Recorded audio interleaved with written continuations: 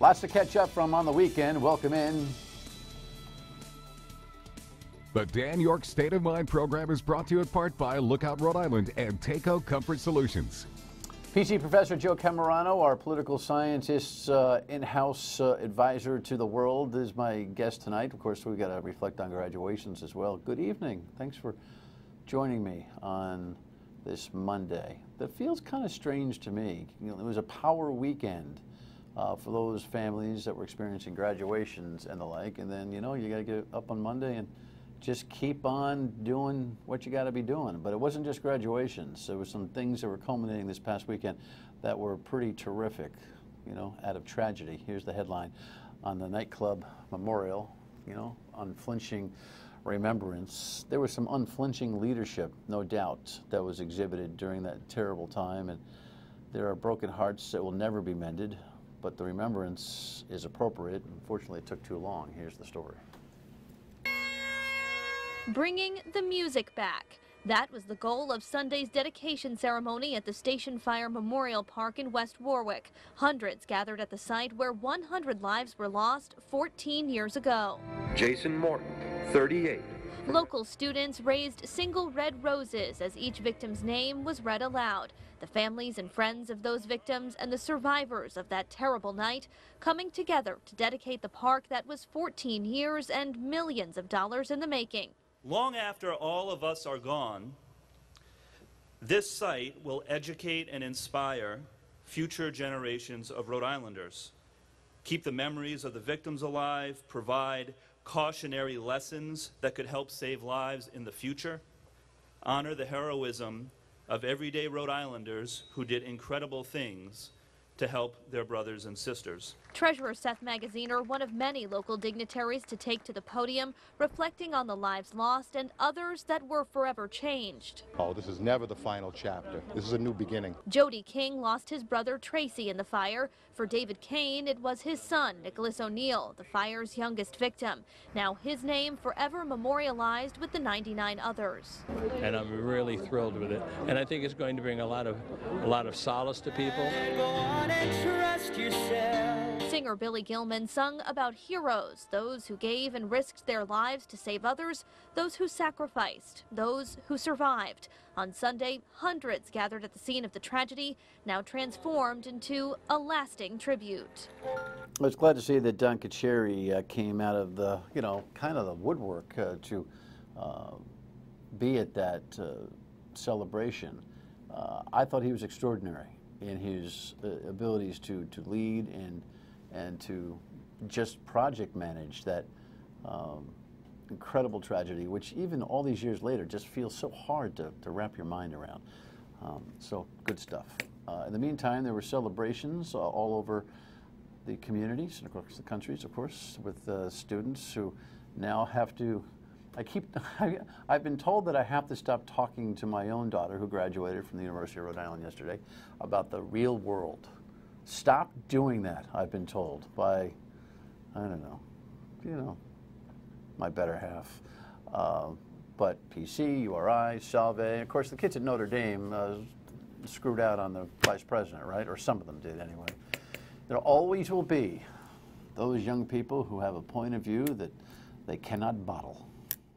And that's all part of, because, you know, the brain's not completely formed until you're 25, so the scientists say, and so keep that in mind when you're talking about graduations. But they are profound exercises. Our professor from PC, Joe Cammarano, is not here to talk about graduations, he's here to talk about the world, but I'd like your reflection on that. It's a great time, isn't it, when they finally fly? Your students? Sure, of course it is. It's wonderful. You get to meet the family. Often you go, oh, that's why they are that way. Right. Sometimes in a great way, sometimes in a revelatory way. Right. But you know, it's actually a fairly good time for a young person to graduate. The market's gotten much better, and you know, the world, for all of the gloom and doom we talk about, actually is pretty stable. You know, for 7, 8 years, the economy was just absolutely horrible. Sure. And so actually it's not bad. And as far as the walkouts and protests and things like that, you know, you decide you're going to make these media events. Things don't come for free. You got to deal with consequences. If you bring a famous person on campus who's controversial, that's the way entertainment works these days. And if it's an entertainment medium that colleges and universities seek, fine. I like our school. We don't pay. And as a result, we tend to get alumni or people who have some kind of connection, and they usually have a nice, gentle message. And it's not that controversial. So we don't get big names. Who cares? I didn't even realize, I didn't even think about the business of graduations. Oh, yeah. Well, I'm guessing they didn't pay the vice president, did they? Well, the vice president's not allowed to take pay. Right. But the vice president is a big hit. It's a big entertainment, sort of attention-grabbing feather in the cap of Notre Dame. And the problem is whenever you bring in marquee people, particularly in politics, you're going to bring in controversy. You bring in controversy, people walk out on either side. It's the way we live these days. I'm not particularly fond of it, and I think that students think they're doing something when they engage in these things, and the act itself becomes the goal. But that's the problem, and that's why we have the president we have. It's the it's the impression. Well, I not got to tell you, Joe, that's a fascinating take. I'm apt to go right at the psychology of the young people, that they're not really thinking this thing through. You're more big picture, that whether they're 22-year-olds or 42-year-olds, you bring in a player, the player gets response, and so perhaps it should not be a reflection on all these kids. They're not quite yet formed yet, because it would happen in any space or time, is what you're saying. I think the way I would put it is these kids and the actions of these kids or these graduates, it's a reflection of us. It's not a reflection of the kids. That they're essentially doing what we have socialized them to do. Remember, socialization is not what we plan to do. It's what they observe and incorporate when they watch us and we don't realize they're doing it. So essentially they're mimicking the broader culture. So you think the real world, though, is a better place right now for the kids, say 7 The or 8 real years world's a ago great that were place. coming out? And I'll never forget. Timing is everything, right? And cycles and economics. And the accident of timing, you might call it, yeah. Yeah. I had a kind of a gentle, little flaky religion professor at Rutgers, and she got up on the table and she said, "Don't let anyone tell you that the real world is out there. This is harder than the real world." In a lot of ways, college is. And so I think the real world, you actually get to go home and not worry about stuff. Not to belabor the point, because I think this is a fascinating conversation. I think you're right. I don't want to personalize this, but I know my own daughter had some who graduated on time with a magna cum laude, Good for her. She did a great job in a tough major in communication disorders. But I would look at the work, and I would think, and the amount of work, and the concentration of the work, and the other stuff that they do, not just the party thing. Not every college kid is getting hammered every other day. It is hard work. Academic rigor is stressful, and there is kind of a release that when you are able to, pursue your goals and your career efforts, that there's a better rhythm to that pursuit than the concentration of work that goes on in a semester's period of time, right? Absolutely. When we were in college, how did we get an A or a B or a C even in the class? We would basically study for an exam, take the exam, maybe write a paper or two, and that was it. Now they have to do teamwork, and they have to do collaboration with those team members out of class, and they have to cope with people who are lazy, right. And they still have to have a product. If they want the A, they have to do the work that the other person isn't doing. That is hard, and they're not getting paid for it the way they do in the world. Got it. I've wondered about that, because there have been many assignments that my daughter would say, Sally's not responding, and blah, blah, blah. The group work has become something from K up now that is part of the education process. And I've always wondered what the purposefulness of this collaborative work is all the way through the collegiate thing, when your performance is now incumbent upon somebody else's. But if somebody else's doesn't play, you've got to realize that you've got to play for them, right? Yeah, we talk about transferable skills, particularly at the undergraduate level. One of the best and most important is teamwork, being able to work on a collaborative team to get the project done so that you hold up your end, but also can pick up the slack of the ones who aren't doing their job. Fantastic. All right, so why don't we pause here? We'll come back and we'll talk about the politics of the week and the day. There's always plenty with the political science professor. We'll stay with us.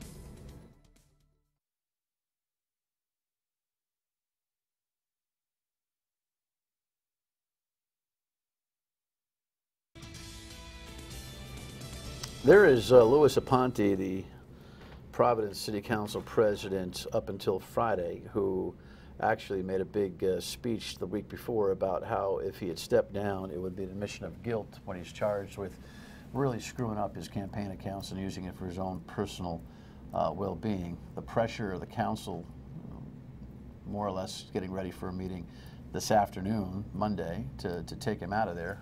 I'm done looking at him, thank you. That was a long stare at Louis Aponte. Why don't these people get it early on that there's a specialist to elected office, and that once, even if you're charged with something specific like that it's your responsibility to step away until you can clear your name, if you do? I do think incumbency does tend to breed insularity and this overconfident sense of self. The other problem, a lot of people don't like to admit, particularly publicly, that they did something wrong or that they did something that was inappropriate and really sloppy, or a combination of that. It's really hard for us to sort of face cameras or face other people and say, yeah, I screwed up. And I think part of that problem is we like to pretend we're perfect. And you know, it's arrogance, but it's also that sort of desire to seem like everything is cool. I think you're part political scientist, part shrink, it seems to me. Well, you know, my mom trained me as an amateur psychiatrist, but I also, my cognate field in grad school was social and cognitive psychology. So I have studied this stuff, and I study political psychology. So what are we supposed to do with that answer? We're supposed to shake our head and say, all right, we should see whether or not everybody deserves to be reelected. And some people can be there 30 years and be just as public spirited, but we have to start paying attention to these people because we can't trust them because A, they've got the ego problem, and B, they have the insecurity problem. All right, so that's that. And then there's our president, who is in the Middle East trying to, kind of break world records in the number of contacts, religions, and types of cultures and people that he is touching. Here's the latest. The President and First Lady toured some of Jerusalem's most sacred religious sites, including the Western Wall. Mr. Trump became the first sitting American president to visit the holiest of Jewish prayer sites. The Trumps also made a stop in the Christian Quarter at the Church of the Holy Sepulchre. Mr. Trump spent the day meeting with Israel's prime minister and president, reaffirming what he called an unbreakable bond between the two countries. This moment in history calls for us to strengthen our cooperation as both Israel and America face common threats from ISIS and other terrorist groups. Much of the diplomatic discussions are focused on the need to end fighting between Jews and Palestinians. Ready for peace! And this crowd of Israeli women said they hope the U.S. president can help broker a peace deal. It is an historical opportunity that must not be missed. President Trump said Israel's Arab neighbors are realizing they share a common cause with Israel in the threat from Iran. Most importantly, the United States and Israel can declare with one voice that Iran must never be allowed to possess a nuclear weapon. Never, ever. While Israelis seem generally supportive of Mr. Trump, some are wary of the tougher line he's taken on the building of new Jewish settlements, as well as backing away from his campaign pledge to move the U.S. Embassy from Tel Aviv to Jerusalem. Well, and that's not the first or the second thing he's backed away from in terms of the campaign, that's for sure. What's your overall take on the trip so far? Well, I watched and read his speech yesterday, and it could have been written and may have been written by Henry Kissinger. It's very much mainstream Republican, corporate internationalist in its orientation. I do think because of the blind side that Trump White House has with Iran, that they may have missed an opportunity to talk a little more broadly. But in terms of quality of speech, it was a good quality speech. He actually did it without ad-libbing, and he didn't yell, which is sort of a new thing for him. He tends to yell at speeches, and so he did okay. But, our bar is real low. The radical Islamic terrorist term that he crucified Barack Obama and Hillary Clinton with during the campaign was not uttered once. Yeah. I don't know whether I want to celebrate that or chastise this president over it. I mean, what matters at all about what happens in a campaign anymore? Well, we're used to thinking of presidents as transformational, that they're changing the whole way we see things and do things. This is not that kind of president. Obama was, W. Bush tried to be, Clinton tried to be, Reagan tried to be. A transactional person basically is looking out for interest and trading off. And so his speech yesterday traded off that sort of firebrand stuff in exchange for giving the Saudis the wiggle room to think that they're not in any way responsible for that kind of terrorism, which, as we know from September 11th, Saudis were essentially the core element of the people who went into the World Trade Centers and the Pentagon. But the way he said it was focused on Iran. Remember, you got the Sunni-Shia division, and the Sunnis don't like the Shia, so what he said about Iran, the Shia-dominated country, is okay. So there's a nuance. That's why I said it may have been written by Kissinger or someone like Kissinger. Got it. The idea that he didn't introduce that term. You can't expect him to do it. And the Saudis get that. The Saudis get it. He was telling the Saudis, we're not going to interfere in your internal stuff. We're not talking human rights anymore with you. But what does that do to the constituents who elected him on this kind of rabble-rousing and this tail whooping he gave Obama and Clinton for not having the courage and accuracy in his mind to use that term? It was every speech of the campaign. I guarantee you, the minute he goes and gives another, quote, campaign speech, because he's been giving campaign speeches in the past couple months, he's going to use that term again. And that's going to be fine. He knows how to compartmentalize the message, and he's really good with billionaires and people who have beautiful palaces, and we saw that yesterday. But he's also really good presenting himself as somebody who is going to be very popular to the people who are going to support him. All right, when we come back, we'll talk about what this trip does to the other real garbage he's got to deal with. Stay with us.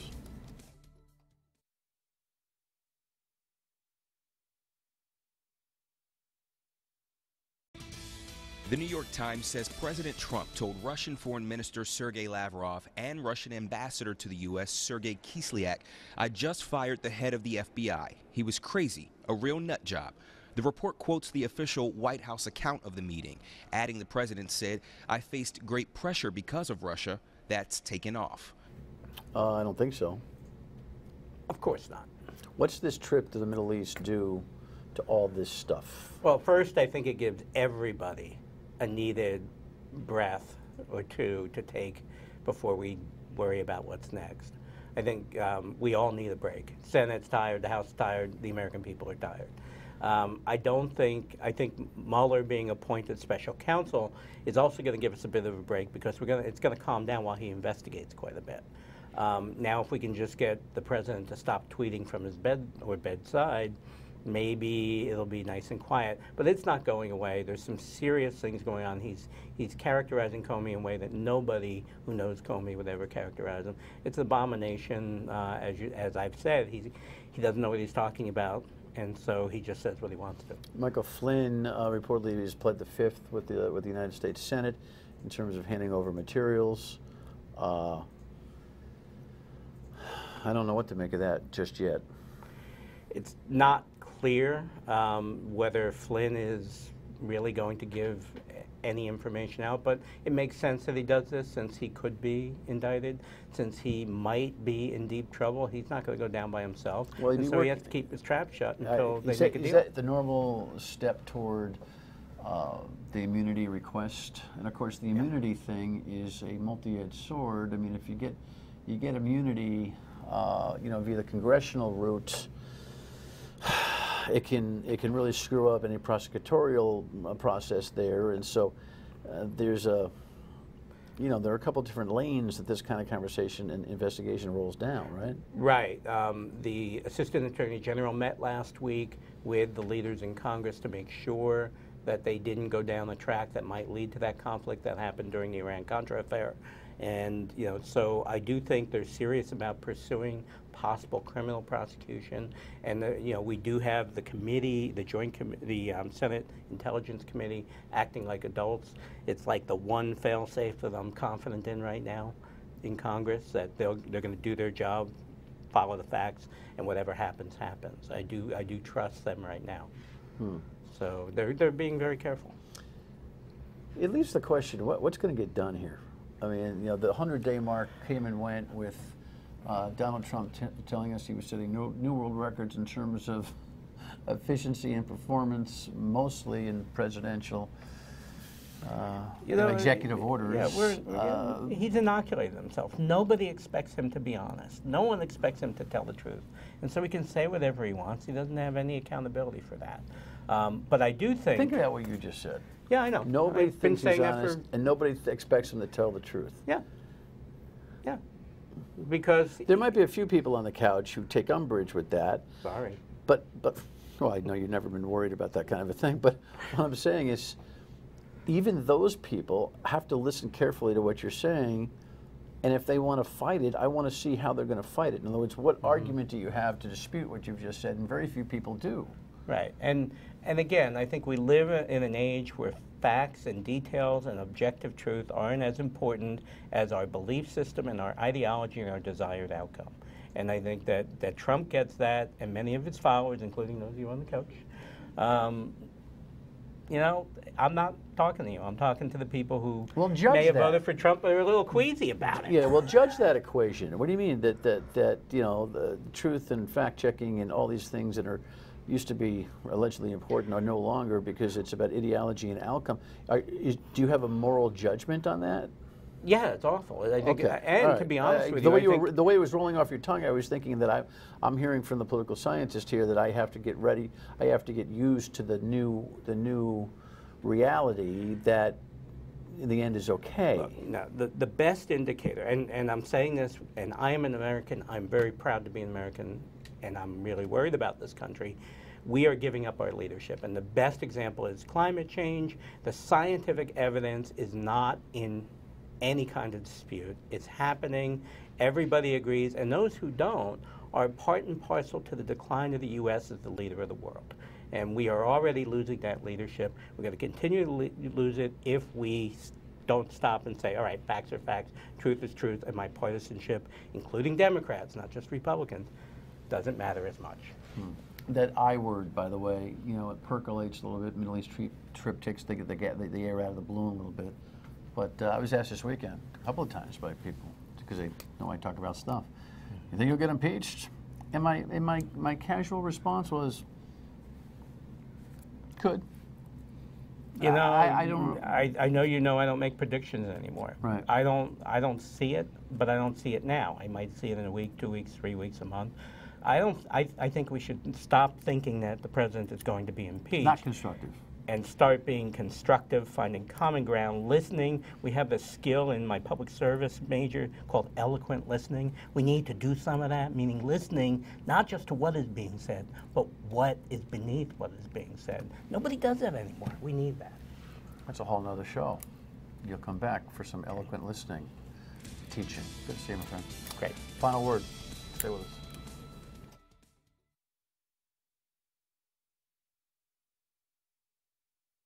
All right, so coming up tomorrow, a follow-up conversation with Brown professor and cyber security expert Timothy Edgar talking about the ransomware problem that exists, not just, you know, the political and security issues, but what you can do specifically to protect yourself. That's tomorrow. See you on the radio at 3 on WPRO. Thanks for watching. Have a great night.